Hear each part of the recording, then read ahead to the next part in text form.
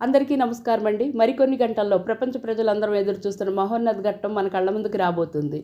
శ్రీరామ అక్షంతలు దీపాల గురించి తెలుసుకుందాం.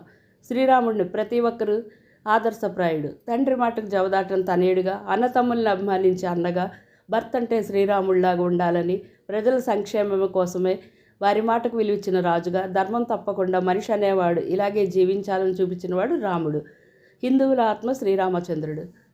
రామజన్మభూమిలో అభిజిత్ లగ్నం 12 గంటల 29 నిమిషాలకు గర్భగుడిలో బాలరాముని ప్రతిష్ఠిస్తారు.